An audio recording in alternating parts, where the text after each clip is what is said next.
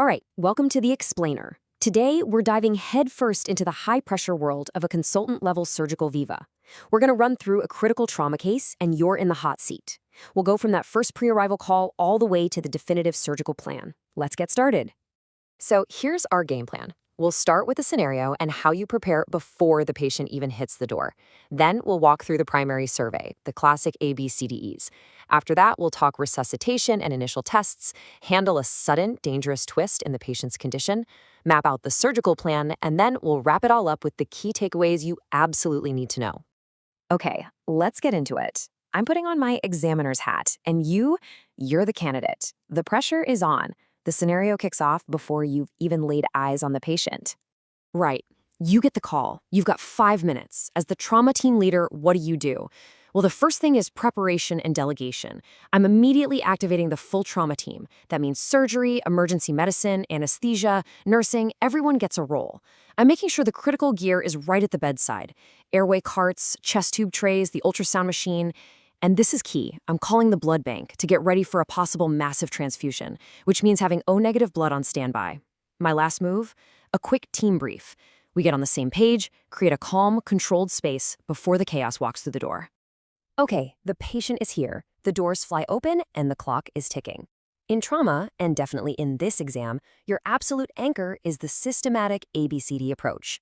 This structured method makes sure you find and fix the deadliest injuries first. Let's begin. So the patient arrives and he's completely unresponsive. Right there, that's your first most critical decision point.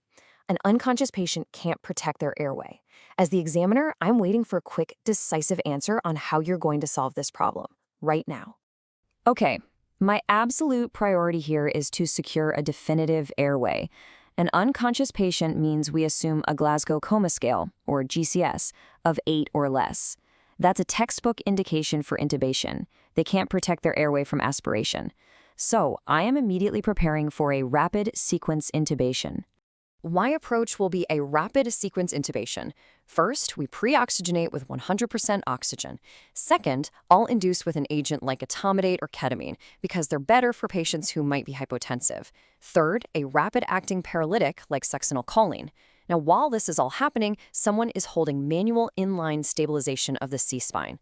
After the tube is in, I'm confirming placement with end-tidal CO2 capnography, that's the gold standard, and listening for breath sounds on both sides. Okay, here's a classic curveball, something you'll definitely see in an exam. You've followed the protocol, but it's not working. You've tried twice, and you can't get the tube in. The patient's O2 sats are dropping. This is a crisis, and it tests your ability to switch gears to a rescue plan without missing a beat. Right. I'm immediately declaring a failed airway. This is a classic can't intubate, can't oxygenate scenario. And there's only one next step, a surgical airway. I'm performing a cricothyroidotomy. Just like you see here, I'll make a vertical skin incision right over the cricothyroid membrane, dissect down, feel for that membrane between the thyroid and cricoid cartilages, and then make a sharp horizontal cut to get a size 6.0 tube in there. All right, quick pause. Host hat back on for a second. This is a huge red flag in a common exam trap. A cricothyroidotomy is absolutely the right answer for an adult, but in a young kid, you generally avoid it because you can permanently damage their growing airway. The answer there would be a needle cricothyroidotomy as a temporary bridge to a formal tracheostomy. Okay, good. Airway is secure. We're moving on to B for breathing. You've found a key sign. Breath sounds are down on the right side. That points you straight to a problem in the chest. What are the immediate life threats that should be popping into your head? Okay, with decreased breath sounds on the right, the first thing that jumps into my head is attention pneumothorax. That's a clinical diagnosis you make on the spot. It could also be a massive hemothorax, which would be dull to percussion. Or it could be something as simple as the tube going down the right mainstem bronchus, which are checked for first. An open pneumothorax or flail chest are also on the list, but a bit less likely. You know, that term massive hemothorax isn't just a descriptive word. It is a really specific definition. It means you get more than 1,500 milliliters of blood back immediately when you put a chest tube in, or you're seeing more than 200 milliliters per hour of ongoing bleeding. If you hit those numbers, that's your ticket to the operating room for a thoracotomy, period. And this is probably one of the most important takeaways from this whole section. If you even suspect attention pneumothorax, the patient can't breathe, their blood pressure is dropping, and you hear decreased breath sounds, you act. You decompress that chest immediately with a big needle or your finger. Waiting for a chest x-ray to prove it is a fatal mistake. You just treat it. All right, chest is decompressed, tube is in. But look, the patient is still in shock. He's hypotensive, tachycardic. So we're on to C for circulation. In a guy who is in a high-speed crash, what's the one cause of shock you have to assume is happening until proven otherwise? In trauma, there's one rule you never, ever break. Hypotension is hemorrhage until you prove it's not. My primary assumption is hemorrhagic shock, and my entire management plan starts from there. So my actions here are all happening at once. We need at least 2 big IVs, 16 gauge or bigger. I'll start with a quick bolus of warmed crystalloid, but I'm immediately switching to blood by activating the massive transfusion protocol. At the same time, the team is getting the patient exposed, looking for any external bleeding we can control with direct pressure, tourniquets on limbs, or even staples for a big scalp lac. Okay, so we've run through the ABCs. The patient's being resuscitated. Now, while all that's going on, we're doing a few key diagnostic tests. These are called adjuncts to the primary survey. All right, I'm ordering the standard adjuncts. We need a portable chest x-ray, and we need it now to check our tube placements and look for other injuries. A pelvic x-ray is a must because a bad pelvic fracture can bleed an incredible amount. If it's unstable, we slap a pelvic binder on right away. I'm grabbing the ultrasound myself to do a fast scan, looking for blood around the heart, liver, spleen, and in the pelvis. And finally, a Foley catheter to track urine output, which tells us how well their organs are getting blood, and an NG tube to decompress the stomach. So, you think you're getting things under control, you've done everything by the book, the patient's blood pressure was even starting to come up, but in trauma, things can go south in a heartbeat. The examiner is about to throw you a major curveball. Your patient was stabilizing, but his BP is now 180 over 100, his heart rate is dropped to 50, and you notice his right pupil is fixed and dilated. What does this clinical picture signify? That's Cushing's triad. No question about it. It's a classic, and it's a terrible sign. It means the pressure inside the skull is dangerously high.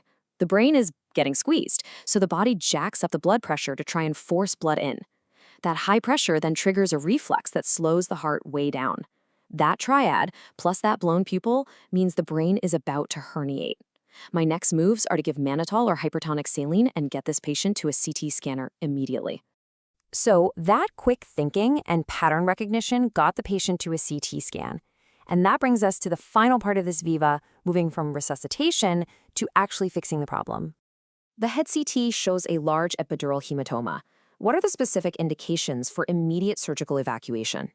The indications here are crystal clear, and this patient ticks multiple boxes. His GCS is less than 8, and he has anisocoria, the unequal pupils.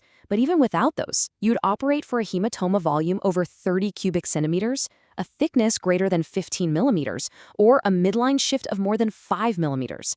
This patient is going to the operating room right now for a life-saving craniotomy.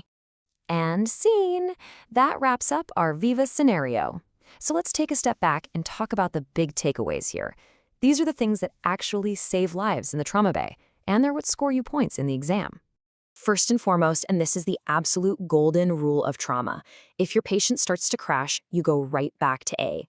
When our patients suddenly develop Cushing's triad, the response isn't panic, it's to rapidly reassess. Is the airway still good? Is breathing okay? Circulation.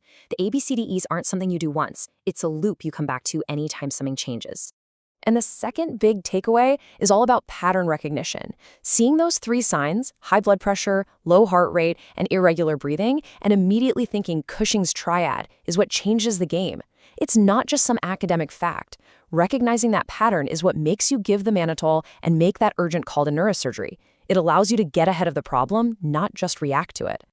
But of course, the story doesn't end when the surgery's over. Now you've got a patient post-op, stabilized for the moment, so what comes next? Well, first is the secondary survey, a detailed head-to-toe exam, rolling the patient, checking their back, looking for any injuries we might have missed in the initial chaos. Then in the ICU, the game changes. Now it's about managing that intracranial pressure, fine-tuning the ventilator, and continuing resuscitation to fix the deadly triad of acidosis, hypothermia, and coagulopathy.